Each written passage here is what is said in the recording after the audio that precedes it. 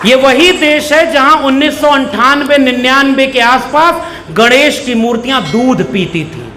तब तो social media नहीं था और पूरे देश में लोग दूध लेकर के मूर्तियों को पिलाने चले गए थे।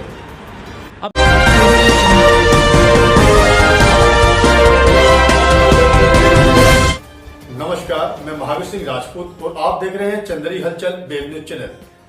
डॉक्टर अंबेडकर के सपनों के भारत में क्या था? डॉक्टर अंबेडकर साफ विचार रखते थे कि शिक्षा देना राज्य की जिम्मेदारी होनी चाहिए।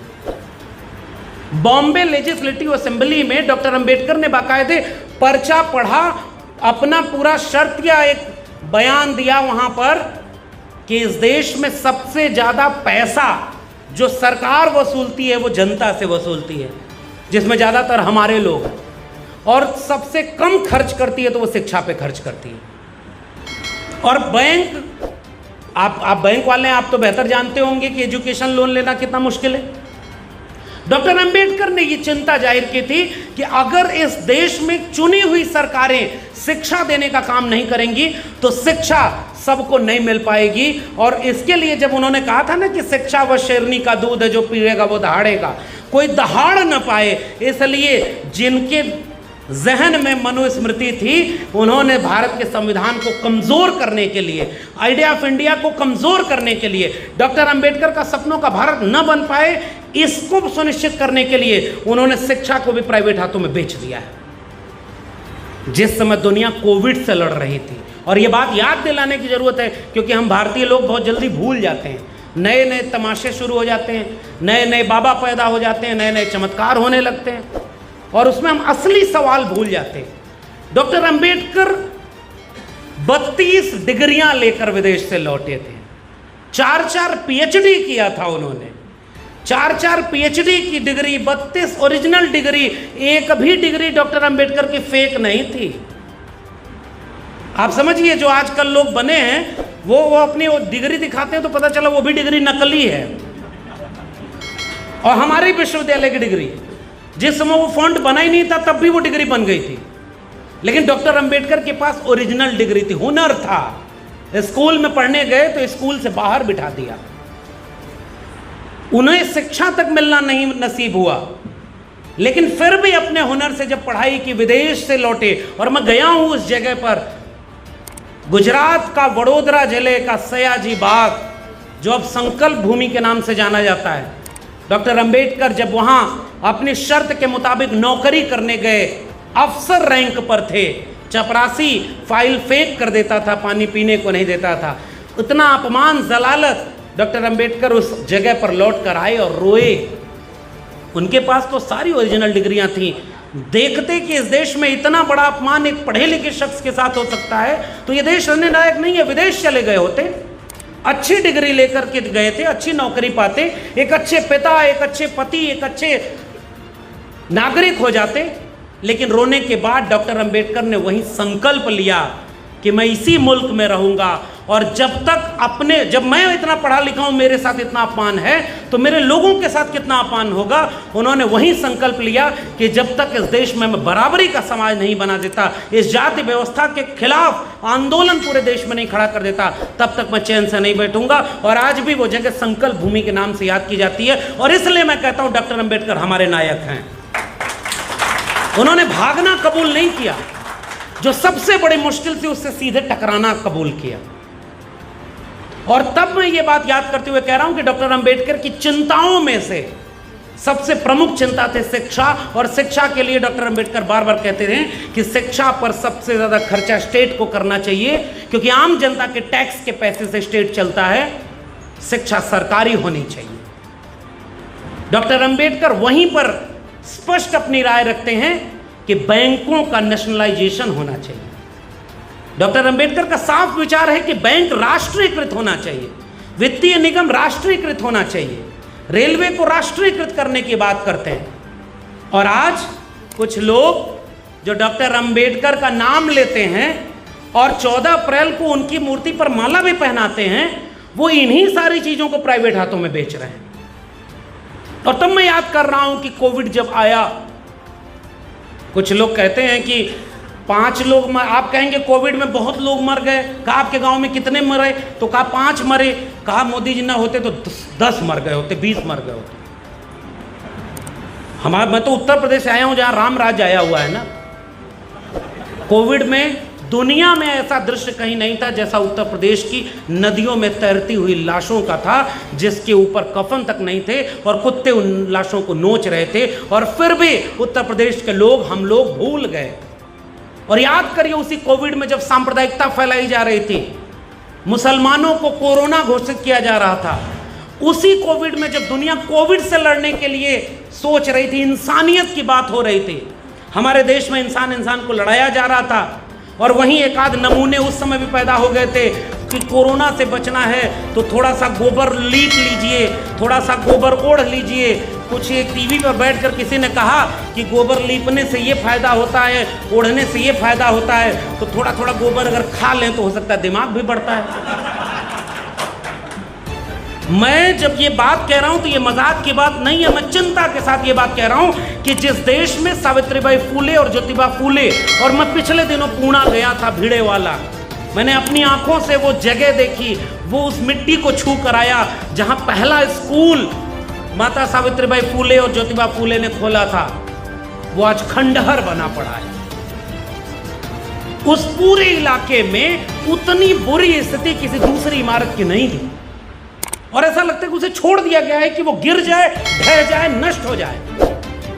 मैं उन गलियों में गुजरना चाह रहा था, मैं वहां गया तो मैंने पूछा लोगों से आसपास कि वो स्कूल कहाँ है जहां सावित्रीबाई फूले ने पहला स्कूल खोला था। उन लोगों को नहीं पता। उसी के ठीक सामने एक बहुत बड़ा मंदिर बना हुआ है, एक हिंदू देवता का, वहां हजारों की भीड़ लगी हुई है। जो भी लोग वहां गए होंगे उनको पता है, और वहां सारे लोग उसका एड्रेस बताते हैं, और माता सावित्रीबाई फूले और ज्योतिबा फूले के स्कूल का एड्रेस तक नहीं पता। एक छोटा सा बोर्ड वहीं लगा हुआ है, और जब हम ऊपर गए तो उन दीवारों पर बिल्कुल जर्जर हो चुकी हैं दीवारें। नीचे लोगों ने मना किया कि अंदर मत जाइए, ये गिर सकता है कभी भी। मन में यही बात आई कि अगर ये जगह नहीं रही होती तो हम जैसे तमाम लोगों की पीढ़ियों कि इमारतें कब की ढह गई होती, लेकिन वो इमारत थी तब जाकर पढ़ लिख करके हम जैसे लाखों नौजवान पैदा हुए। वो ज्ञान की ज्योति जलाने वाले थे ज्योतिराव गोविंदराव फूले और सावित्रीबाई फूले, और उन्होंने शिक्षा देने के लिए क्या क्या झेला। और फिर आप अपने भारत को याद करिए, और लोगों के बीच में इस बात को कहने की जरूरत है। सावित्रीबाई फूले और फातिमा शेख, आज इस देश में हिंदू मुस्लिम की नफरत, सीधे मुसलमानों के खिलाफ इस देश में आग लगाई जा रही है।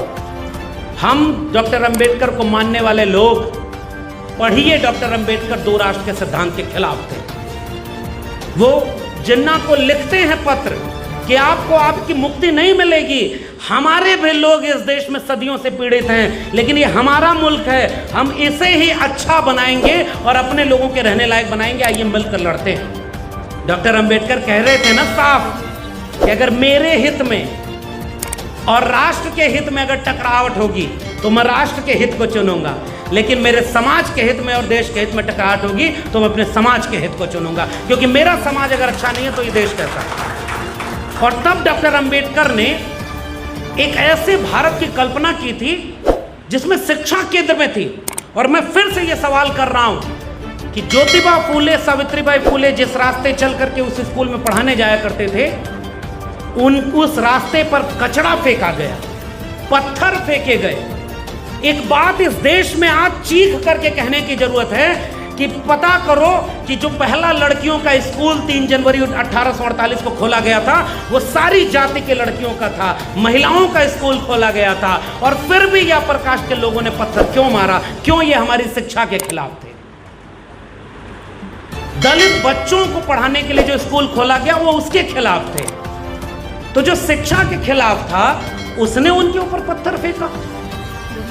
और जिन्होंने सावित्रीबाई फूले के ऊपर उस समय गोबर फेंका था, उन्हीं के कुछ वारिस आज हैं जो गाय गोबर गौमूत्र में विज्ञान ढूंढ रहे हैं। साफ है, ये 2 चेहरा है इस देश का।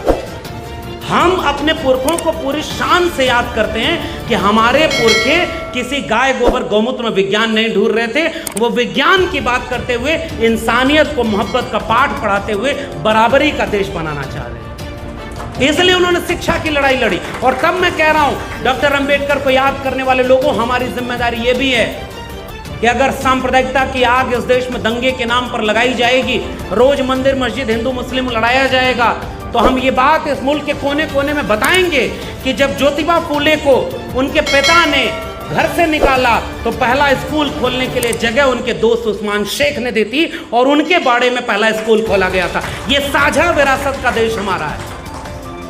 और आज हमारे लोगों को दंगे में इस्तेमाल करने के लिए कल आके हमसे ही वोट ले जा रहे भाई।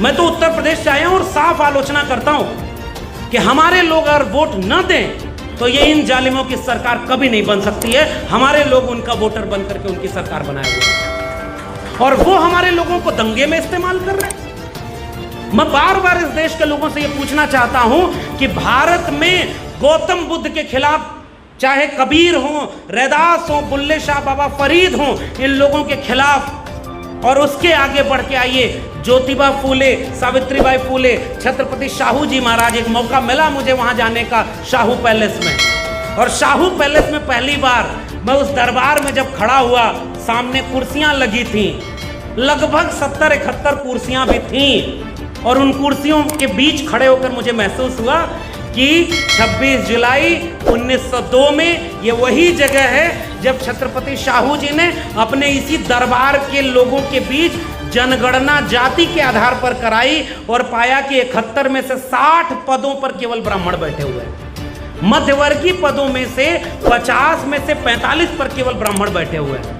और शाहू जी पहले नायक जिन्होंने जाति जनगणना इस देश में कराई और पाया कि जिनकी आबादी बाहर 3-4% है, मेरे दरबार में वो 97 से 99% बैठे हुए हैं। उन्होंने पहली बार 50% गैर सवर्णों के लिए, गैर ब्राह्मणों के लिए रिजर्वेशन इस देश में दे दिया। और उसी दीवारों पर इमारत में लिखा हुआ है कि जब शाहू जी दिल्ली किसी अभियान, किसी कार्यक्रम में आते थे तो बाकी सारे राजा महाराजा शाहू जी के खिलाफ खड़े होते, उनको अपमानित किया गया। छत्रपति शाहू जी महाराज कुणबी किसान जाति से आते थे, जो उत्तर भारत में कुर्मी जाति है शायद, अगर मैं सही हो तो, जिसे ज्योतिबा फूले भी कुणबी किसान कहते थे। मैं बार बार ये सवाल पूछना चाहता हूं कि वो कौन लोग थे जो ज्योतिबा फूले और सावित्रीबाई फूले की स्कूल खोलने और शिक्षा देने के खिलाफ खड़े थे?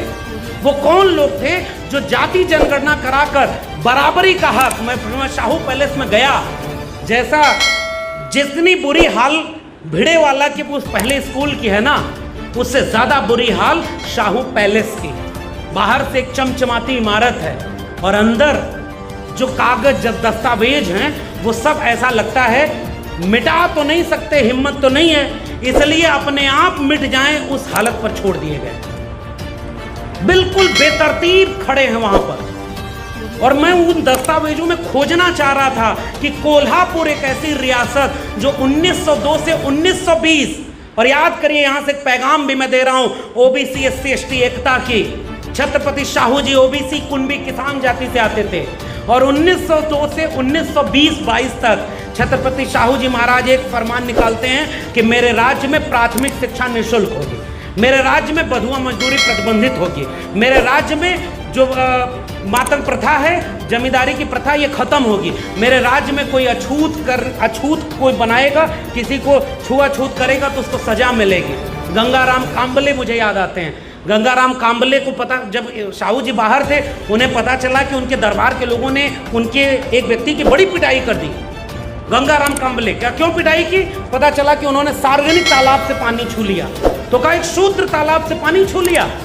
और उसके बाद जब शाहू जी को ये बात पता चली तो पहले तो उन्हें नौकरी से निकाला और गंगाराम कांबले को पैसे की मदद की और कहा कि जाओ कोल्हापुर के मुख्य चौराहे पर चाय की दुकान खोलो, उद्घाटन करने मैं आऊँगा। जब शाहू जी पहुँचे तो उन्होंने कहा कि तुमने बोर्ड पर अपनी जाति क्यों नहीं लगाई?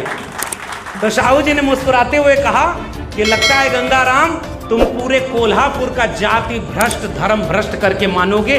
और मुस्कुराते हुए गंगाराम कांबले के हाथ से चाय पी और उन्होंने कहा कि ये ऐसा भारत बनाना है हमें जिसमें कोई जाति देख करके किसी इंसान को इंसान से बंटवारा न करे। और उन छत्रपति शाहू जी महाराज ने बाबा साहब डॉक्टर अंबेडकर की आर्थिक रूप से मदद की। अखबार निकालने से लेकर परिवार चलाने तक पत्र पड़े हुए हैं। माता रमाई को पत्र लिखा, बाबा साहब के पत्र पड़े हुए हैं। वहां दोनों की एकता है, ओबीसी और एससी एसटी की।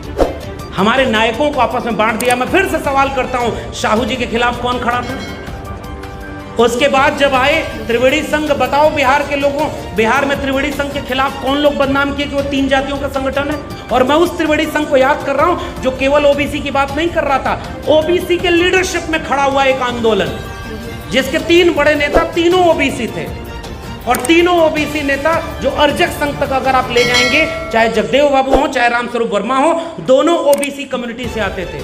और त्रिवेणी संघ से अर्जक संघ तक का पूरा आंदोलन जो बिहार की जमीन में समाजवादी आंदोलन भी है, 100 से कम न 1000 से ज्यादा समाजवाद का यही तकाजा।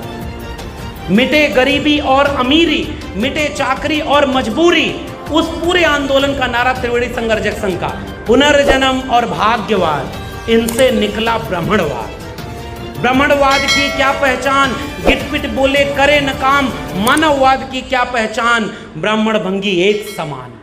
ये नारा उनका था। कोई ओबीसी कम्युनिटी का नारा जो वैचारिक रूप से है वो सब 90% लोगों का था। जो जमीन को जोते बोए वो जमीन का मालिक होए। ये पूरे नारे आपके चेतना और वैचारिक आंदोलन के नारे हैं। जिसमें समता की चाह नहीं वह बढ़िया इंसान नहीं, समता बिना समाज नहीं, बिन समाज जनराज नहीं।